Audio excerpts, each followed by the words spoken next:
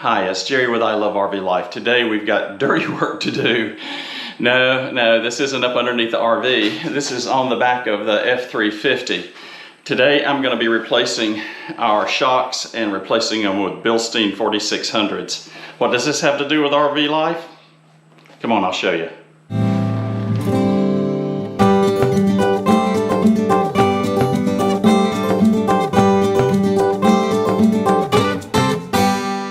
Well, hi, this is Jerry. Today I'm doing dirty work. Yeah, what does replacing the shocks on an F350 have to do with anything with I Love RV Life? Well, it has to do everything. I'm pulling a big old heavy fifth wheel and I've got to make it more comfortable. Besides, the shocks on this truck here are about 60,000 miles. Lots and lots of bouncing on these roads with this big heavy fifth wheel, so it's time to make that change.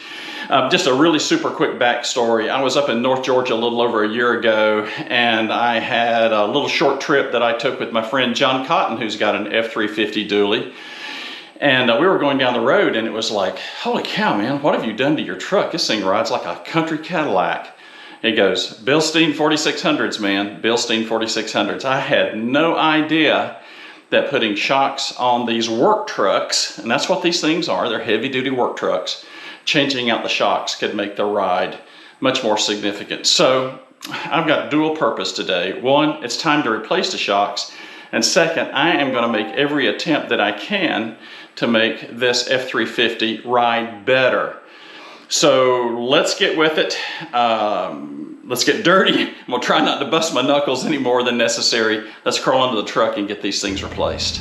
All right, we'll start with this side. This one's got more room. I've got over on that other side, I've got the exhaust pipe to deal with. Now this is these are metric bolts. So if you plan on doing this, make sure you got some deep well sockets. You're gonna need that. And I think this is an 18 on this side and 15 on this side.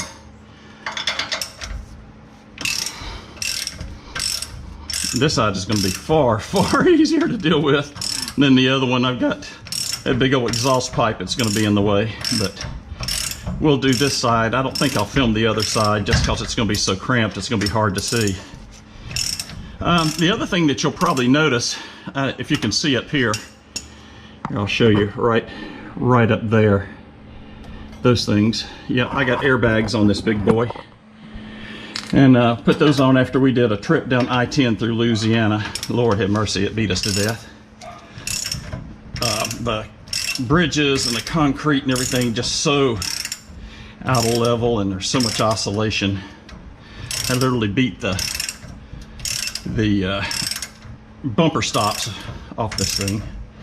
And I put those on. So what I've done is I put 80 pounds of air in these bags and lifted this up because these shocks need just a little bit of a boost to get the new ones on.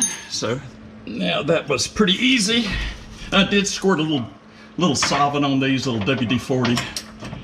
Although these aren't rusty, they do need just a little bit of help to get off and on, and that keeps it from scalding, binding.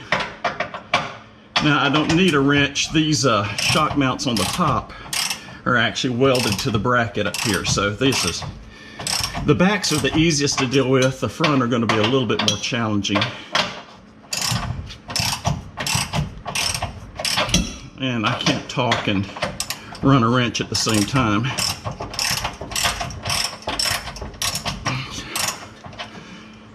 Perfect for a left-hander. The shock is going to kind of compress up when I pull him out because I've got so much air in here, but the new ones are longer, so not quite as compressed. We'll get this one out in just a second.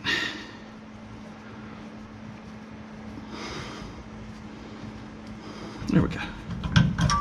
There we go, easy breezy. Slip that bad boy off. You'll notice these new shocks have these bands on them. And we do not want to take that off till we get completely through.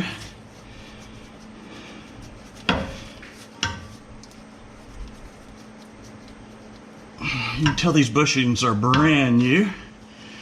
A little bit of WD-40 is going to help a lot.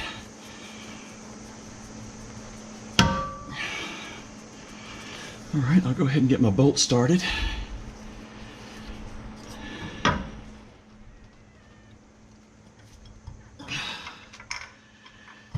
There we go.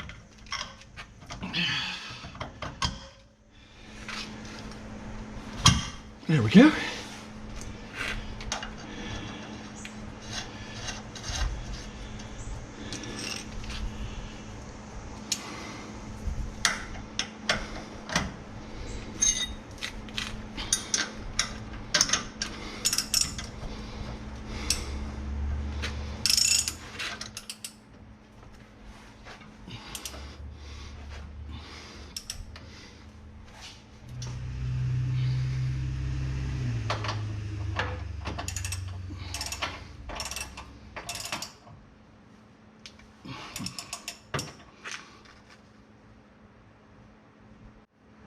All right, let's go do the other side. Again, I don't think I'll film that one. Maybe just show you a highlight on it here real quick.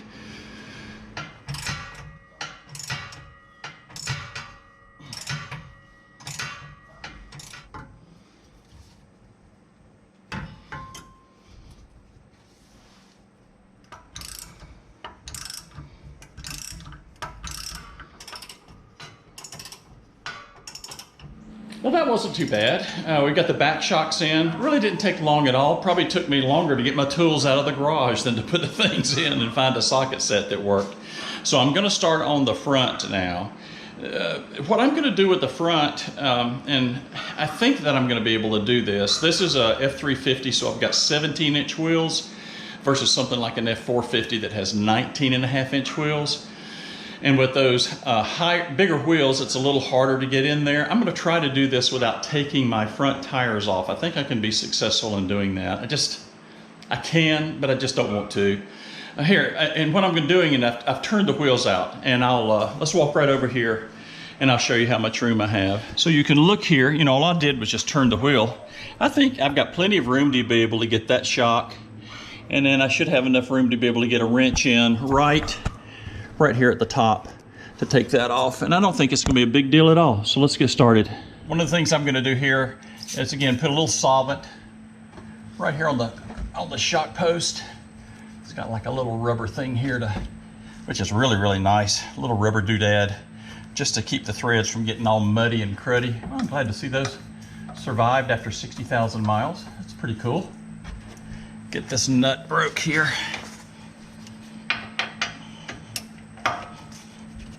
Yeah, that wasn't bad at all. Look at that.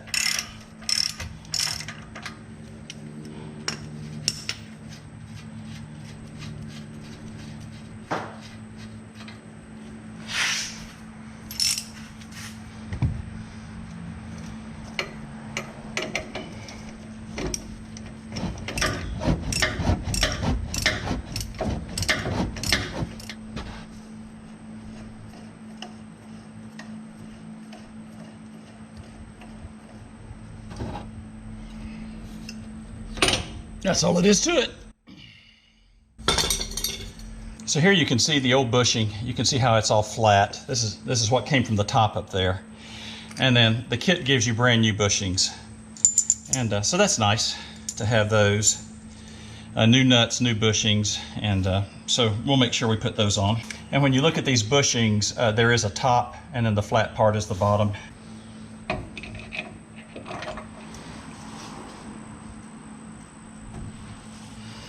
Unfortunately, I had to do this off camera just because of the tight space.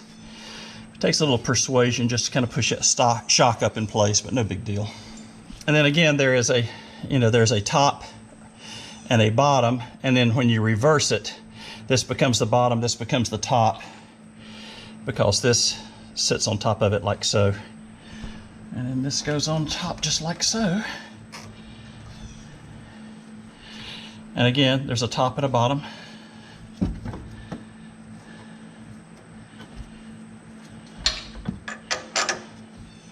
And they give you a new nut with the nylon washer. I think they call these nylocks. So we'll get that put back on here.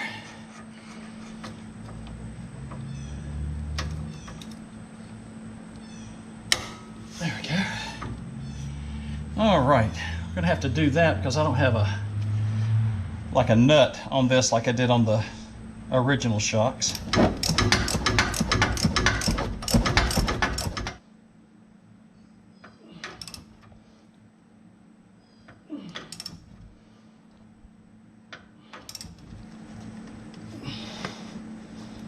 All right, and then we get the boot back on.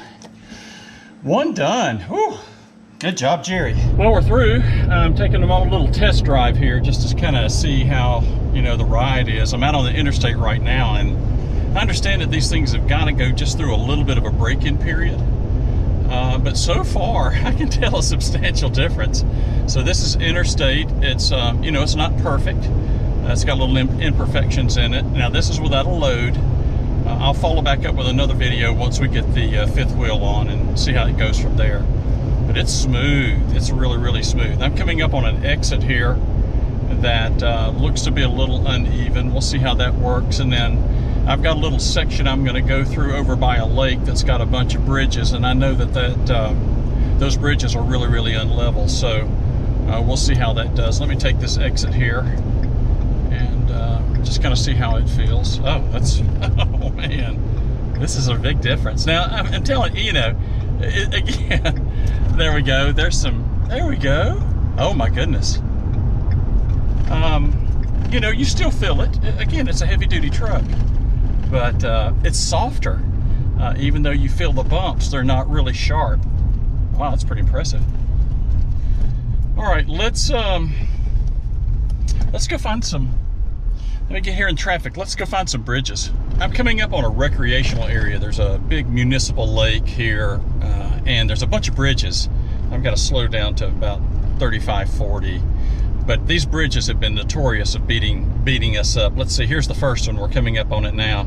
So, yeah, that's something.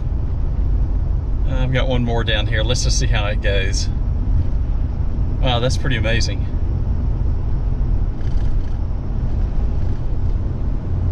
This one's got it's pretty uneven. It's got a little bit of a bounce in it too. So here we go, 45 miles an hour.